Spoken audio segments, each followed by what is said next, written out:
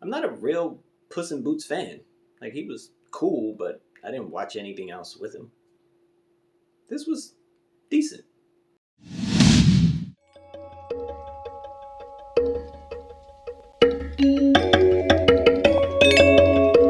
Hello, welcome to Just My Thoughts. I'm your host, Khaleel Ward. On this episode, I'll be talking about Puss in Boots: The Last Wish. Like I said in the opening, I didn't watch the other movie. I didn't really care about Puss in Boots. I got a chance to see this early, so I went to go see it. And, Antonio Banderas is back again, as Puss in Boots, this legendary hero. And he dies. It's not a spoiler. He dies, and of course, cats have 9 lives. And the doctor after talking to the doctor's like, this is your last life. And, it's a funny sequence of different ways of dying. And that takes away the ego of Puss in Boots. Like, he's defeated. Like, mentally.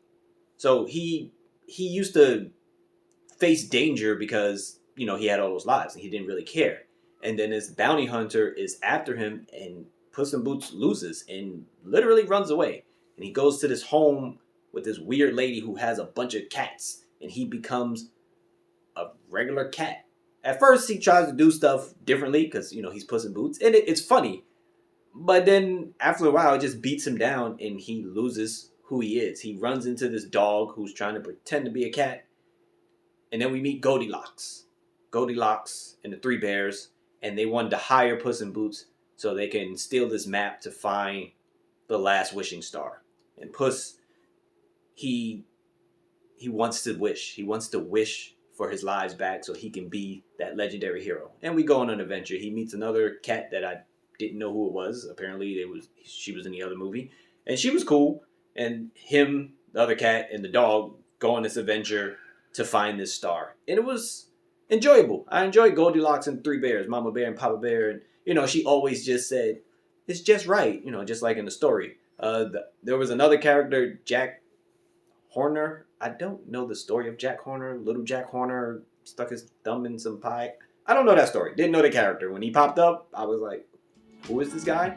But he likes to steal trinkets of all these different stories. He has a magic carpet. He has unicorn horns. He has all this weird stuff. Of course, he wants to wish for something evil because that's what he does. And it was an enjoyable adventure. So it's definitely a kid's movie, of course, if they love Puss in Boots. But I enjoyed it. I had some laughs. The other cat was pretty cool, funny, charming. The dog he wanted to be a therapist dog or whatever. And he was doing a good job. Every character he talked to, he was talking some sense into him. He was a fun character. I enjoyed him. I forgot his name already, but I enjoyed him. He didn't have a name in the beginning, but they eventually, give him a name. But Puss in Boots: The Last Wish, if you have kids, take them to go see it when it comes out. They're going to have a good time. You might have a good time too.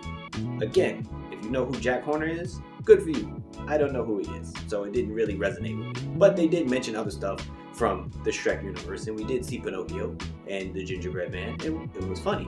Not like long cameos, but they showed them. And I appreciated that because I enjoyed those characters. But those are just my thoughts on Puss in Boots: The Last Wish. If you see it, let me know what you think about it. Thanks for watching. Thanks for listening.